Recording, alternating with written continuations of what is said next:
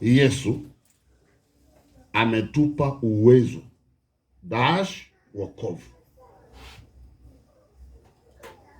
Mungu, unaweza weka pale Yesu ametupa uwezo wokovu.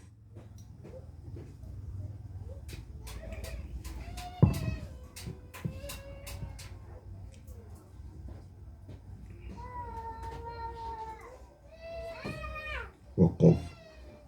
Sasa leo kidogo tuende taratibu. Yohana sura yake ya kwanza mstari wa 12. Bali wote waliompokea aliwapa uwezo wa kufanyika wana wa Mungu, ndio wale waliamini jina lake.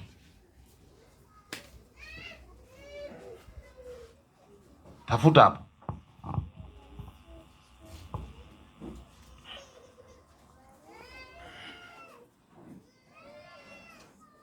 Yohana 1:12.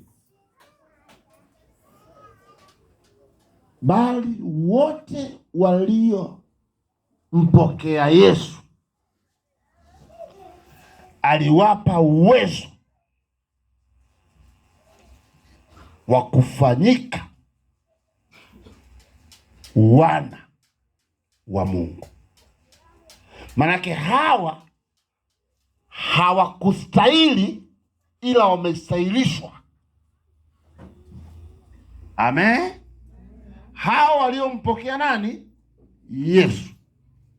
Maana yake hapo mwanzo hawakustahili kuitwa wana wa Mungu, ila walipompokea Yesu wamestahilishwa kuitwa wana. Na ni kina nani hao? Ni wale walioliamini nini? Jina lake. Sasa nazungumza na hao waliopewa uwezo. Maana ulikuwa hauwezi kuwa tajiri, lakini umepewa uwezo wa kuwa nani? Ulikuwa hauwezi kuitwa mchungaji, mtumishi, mwimbaji, ila umepewa uwezo na nani? Na yeye kuitwa nani? Kwa ajili ya wito wake. Kwa hiyo kumbe kila aliyemkubali Yesu amepewa uwezo. Mwambie kuna uwezo sasa wewe. Mwambie amepewa nini? Uwezo. Maana yake kuna mambo alikuwa hayawezi, sasa atayaweza. Kuna maisha alikuwa hawezi kuyaishi, sasa atayaishi.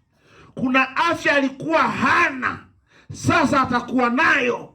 Kuna kibali alikuwa hana, sasa atakuwa nacho. Kwa sababu gani? Amepewa uwezo. Kuna mamlaka alikuwa hana, sasa amepewa hiyo mamlaka. Manake amepewa uwezo.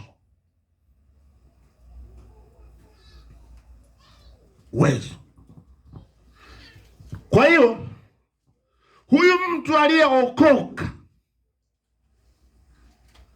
aliyemkubali Yesu, manake anakuwa na uwezo tofauti na mtu ambaye hajampokea Yesu, hajaokoka.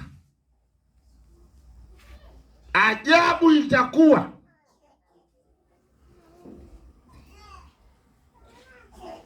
aliyepewa uwezo hajulikani kama amepewa uwezo.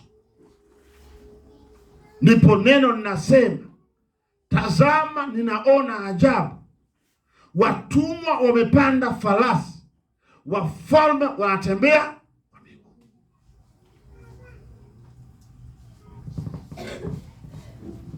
Mwambie mwenzako tafakari njia zako za wokovu.